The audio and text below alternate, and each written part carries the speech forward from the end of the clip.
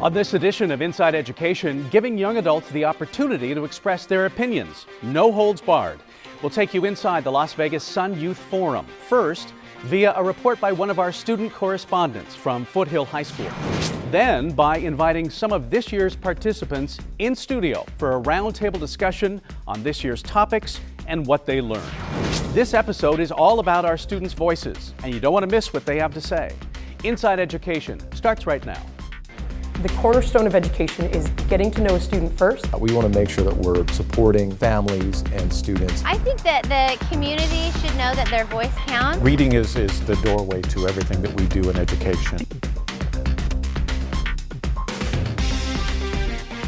Thank you for joining us for this edition of Inside Education. I'm your host, Mitch Truswell.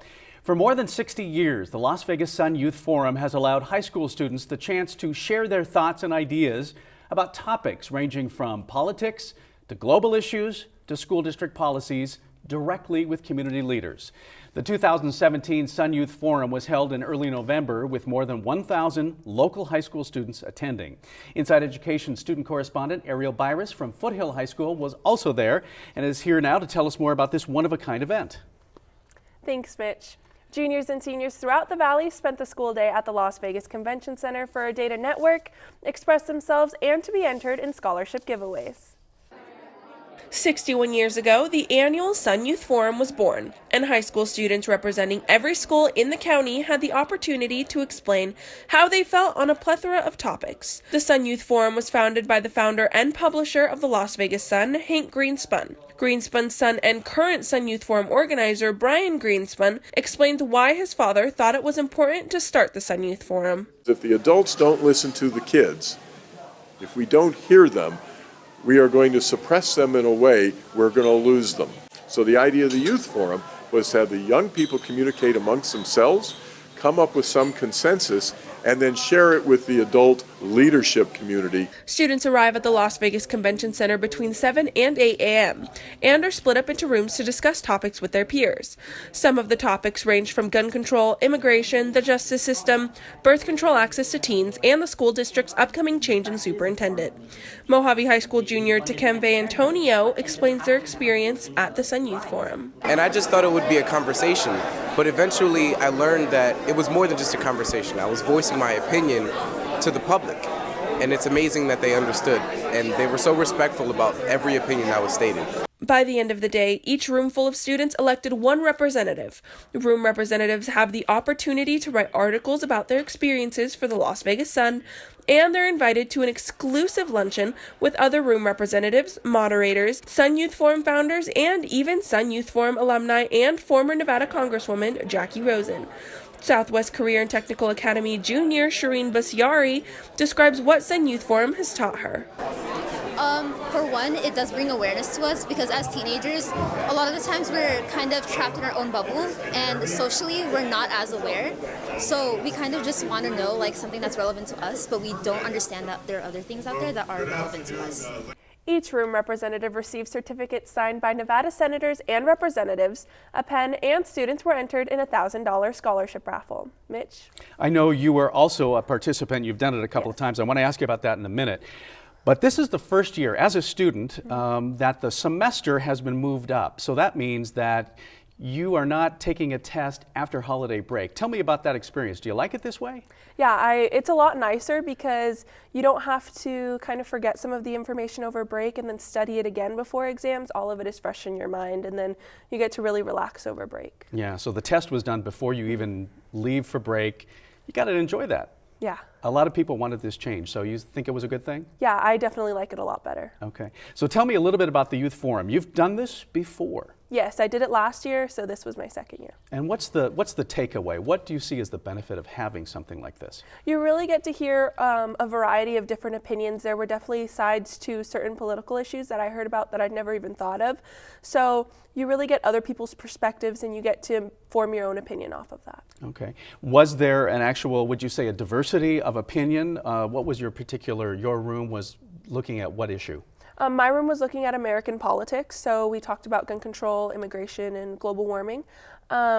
And there was definitely a large diversity in opinions, and it was really nice to see all of us kind of come together. And while we kind of agreed to disagree on a lot of things, there were some things that we did come to a consensus on. But everybody was heard. Yes. Absolutely. Okay, well, thank you so much for your report and continued for having success me. at Foothill High School. We have some of the participants from the Youth Forum here in our studio. Let's meet them. Ava Trumpeter from Coronado High School. Also, Michael Duville from Arborview High School. Also joining us, Russell Rowe from Advanced Technologies Academy and Diego Vargas from Rancho High School. Welcome to all of you. Thank you for being part of our program today. Thank you for inviting us. Absolutely. Let's begin by understanding what each of you see as the benefit of this youth forum. First of all, is this the first time you've been involved or the second for all of you? This is the first. First. The Okay. second for me. Second for you. What do you veteran. see as the benefit? Michael, I'll start with you and the rest of you can chime in. Well, What to do you see as me, benefit? I think the biggest benefit is that students are allowed to interact with community leaders in a way that they wouldn't otherwise. Students often complain that they don't have a real impact in our community, but this way they're able to interact with people that can influence change and make a real difference. Okay.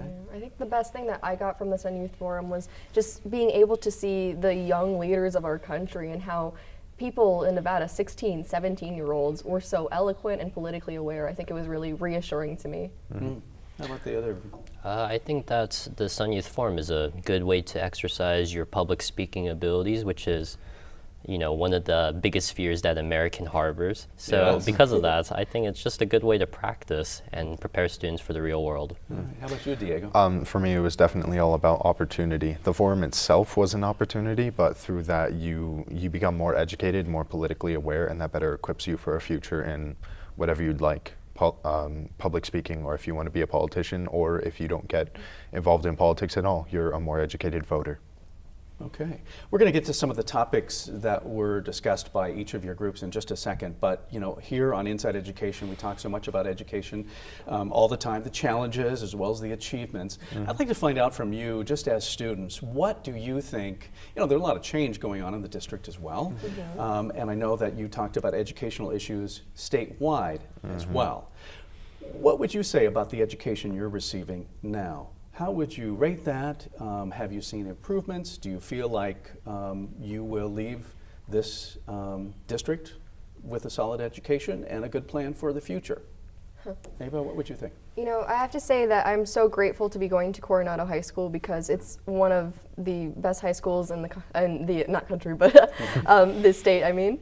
And honestly, it's very nationally competitive. So, but the thing is, I know that lots of other people aren't as privileged as I am, and I think that what our main goal as a nation should be is to work towards that and make sure that every single student has the ability to, you know, get a good education.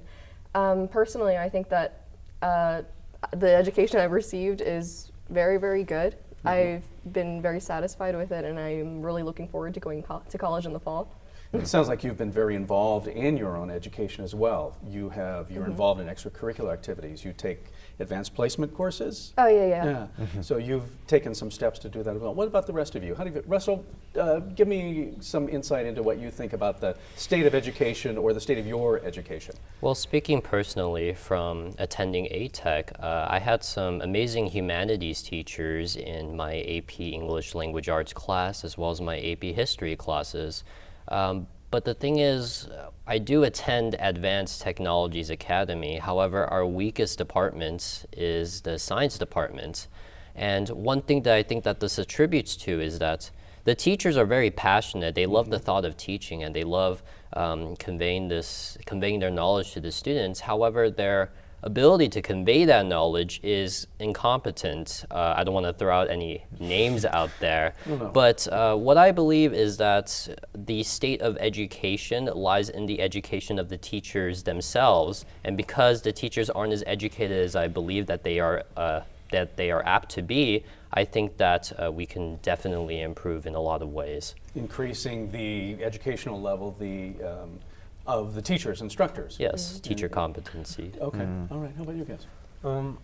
I wouldn't say that it's the teacher competency that needs the most improvement. I would say it's our culture's appreciation of teachers and how valued they are in our community and culture in general. Like only in the past couple of years, our teachers had to protest to get the raise they were promised. just to make their wages livable. And I think that's ridiculous if we're trying to really improve education in our society. Okay. Diego, give us the state of your education. Well, I attend Rancho, which doesn't have the best reputation, but they certainly do have programs available that can make your education worthwhile. Of course, they have two Magnet, right? Yeah, they do have the two magnet programs as well as several AP courses. I'm currently in only one AP course, which is language, I believe, because English has always been my best subject. But there are other AP courses in the math and history departments as well. And from what I've heard, yes, of course, it's a tremendous workload. But the teachers there, especially in AP, are very passionate about what they do, and they teach their students very well. It's actually the honors and just standard classes that don't go so well. The teachers are sort of there to just do their job and get paid. They don't take as much passion in it as AP teachers tend to. So I agree with what he was saying, or was it you? I'm sorry, the quality of teachers and how they do their jobs. I believe that's affected by sort of the level of instruction that they provide. Okay. And I'm not sure why that's a correlation. So some improvements, it sounds like from both of you, definitely you could see some for some of the instructors. Another kind of general question, what would you say is the biggest challenge for students today? It could be your own opinion, it could be what you talk about with your friends. What would you say? What is it? I think that the biggest challenge for students today are financial challenges.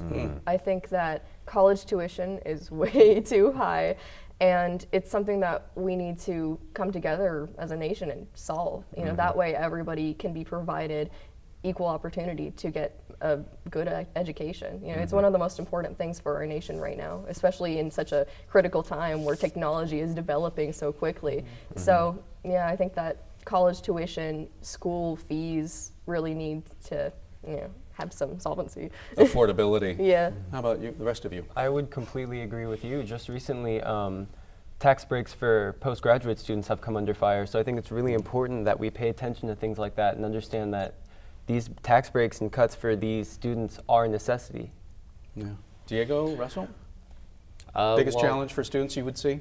Yeah, so to add on to the financial aspects of students' challenges, at ATEC, we're really good about this because, well, the counselors really take pride in how many scholarships the students receive. They even put like a big poster and there's like a big number up, it's like a couple millions of dollars. Right. And since our school is a magnet school, which is located in the north side of area, which is in like the best side of the areas, and one thing that I've really come to appreciate about ATEC is their social mobility. There's a lot of students that come from lower income neighborhoods, and the teachers as well as the counselors want to make sure that you're going to college on these full rides. A lot of the students that we've had are QuestBridge finalists who are going to these prestigious universities on full rides as well. So this year we've had 3 QuestBridge finalists, and last year we've had like 3 as well. Impressive. So yeah, so one of the important things about high school is that transition to college.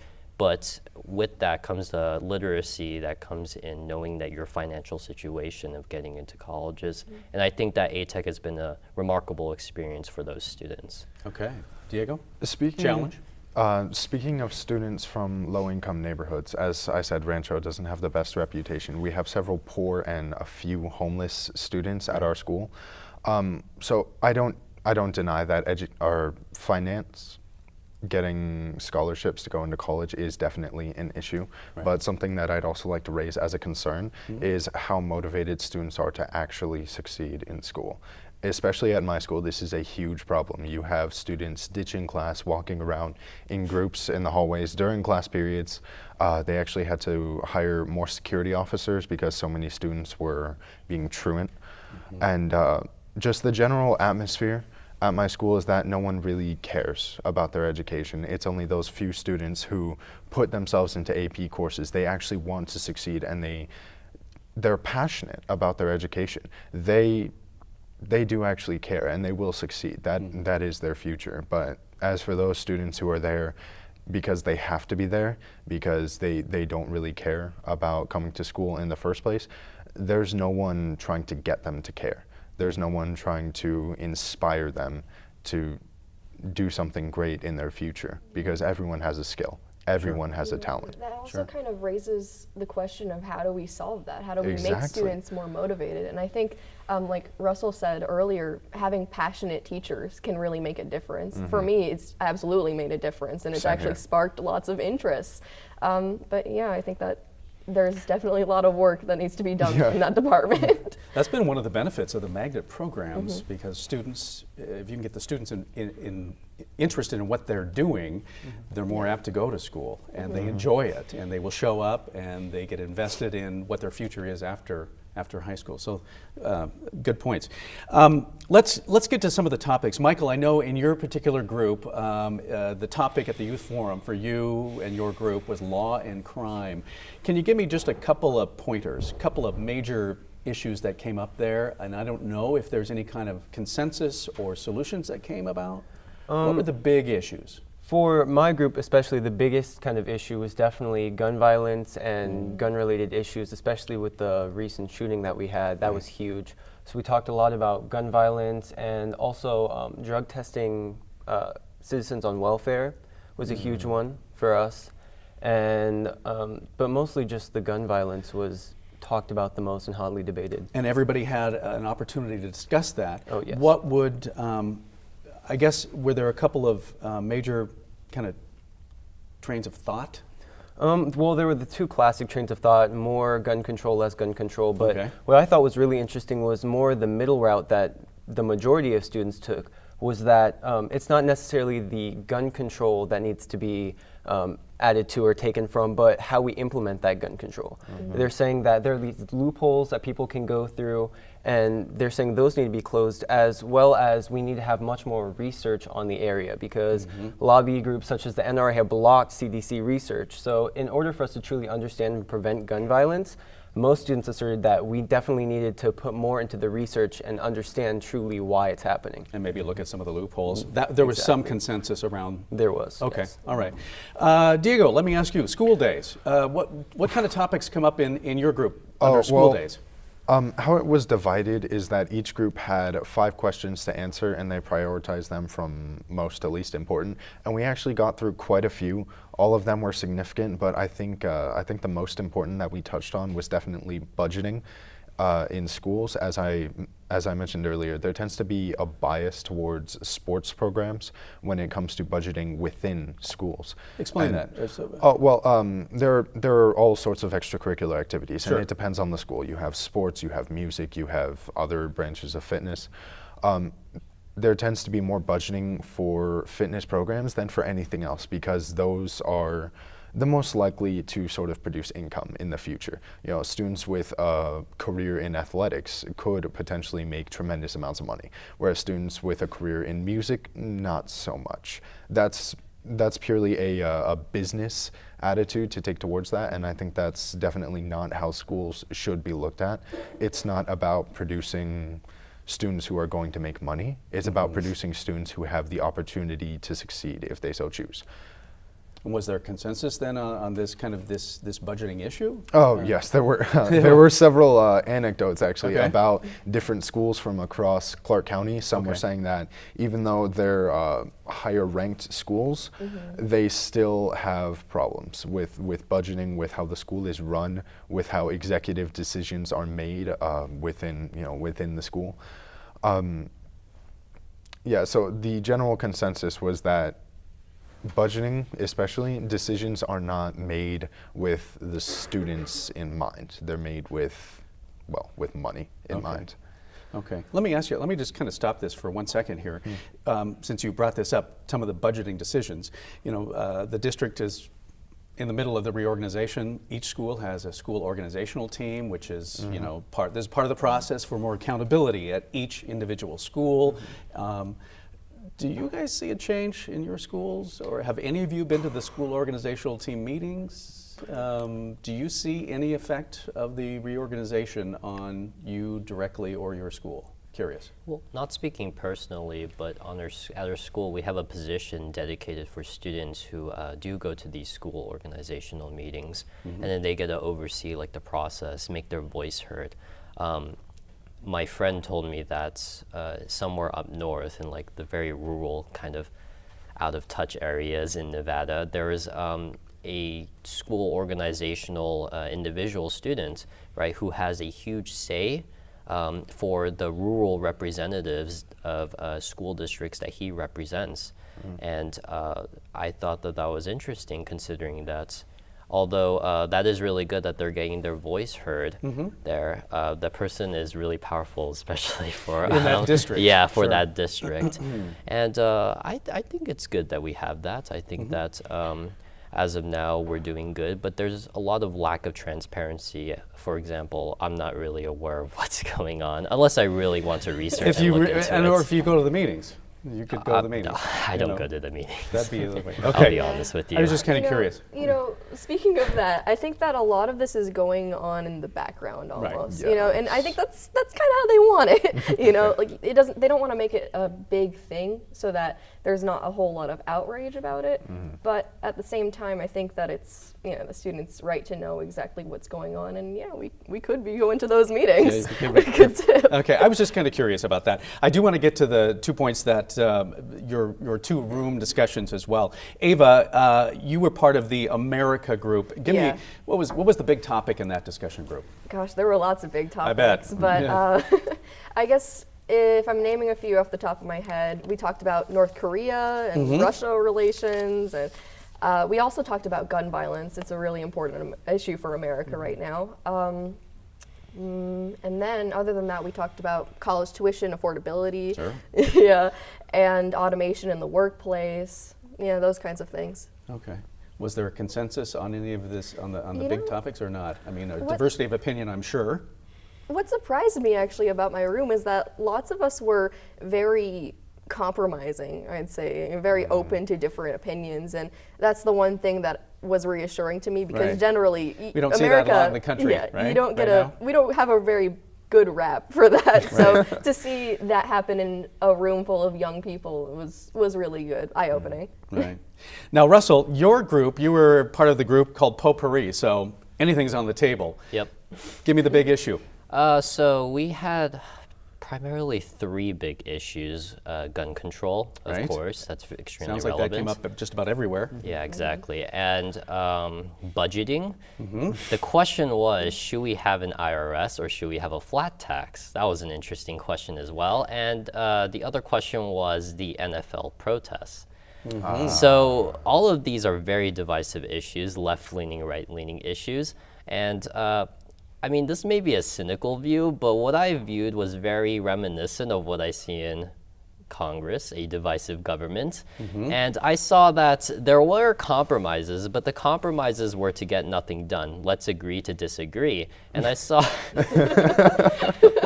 so sounds about right. I felt a little hopeless here. So then because of this, I did have to play the middleman a lot. I had to play politically correct Mr. Politician Rowe in a lot of these instances, right? So then I had to bring these together in order to emulate as if something was done. But in the end, nothing was truly done. There's a lot of the gridlock that is very reminiscent of our current state of affairs. Okay. Well, I guess if the topics were that easy to figure out, we would have maybe figured them out by now. I mean, so it's good to get perspective in. If I may chime in. One of the most important lessons that I've learned in my language class this year is that argumentation isn't about winning. That's debate. Argumentation is about finding a mutually beneficial solution. So when it comes to discussions like that where there's a gridlock, those people are trying to debate each other. They're just trying to have a right side and a wrong side, when really if an argument is brought to the table and it's kept there, that means it's relevant. That means at least one small component of it is valid. So that small component has to be considered and incorporated into the solution, even if the whole argument itself is kind of doesn't make sense. It's also an opportunity, as I was talking about, because you are not voting age yet. Not any yet. of you. Not quite. So you don't not Almost quite, but you don't often get the chance to have community leaders pay attention. That's got to feel good now to be able to have this opportunity, because I know that there were, trustees were there, school board trustees were there, some lawmakers were there. I don't know if there were commissioners or mayors or anything else, but that's got to feel good, I would think, right? Yeah, it was. It actually came as quite a surprise to me when the Dr. Linda Young of the Board of Trustees gave me her business card. She said, "If you ever need anything, call me." And I'm like, "Oh my God, this just happened!" Yeah. Like, I hadn't planned on any sort of future involving politics, but this is definitely a stepping stone, like I said earlier, if you want to do that, because you can meet with these important figures in society, even in our local community. It's called opportunity. That's good. I want to thank all of you for being here today. Appreciate your insight. Let's again name you Ava Trumpeter from Coronado High School, Michael Duville from Arbor View High School, Russell Rowe from Advanced Technologies Academy, and Diego Vargas from Rancho High School. We wish you all the success. I know you're all seniors here, so you've got some great things coming up in your future, so continued success. And again, thank you for being here. A quick reminder that you can catch this episode and past episodes of Inside Education on the Vegas PBS website or on the Vegas PBS YouTube page, including our popular holiday student performance series that aired last month. Great shows. Hope you check them out. You can also follow our behind-the-scenes conversation on Twitter using the hashtag InsideEducation. We hope you tune in again in 2 weeks from today for a new episode from all of us at Inside Education. Happy New Year. Thank you for watching.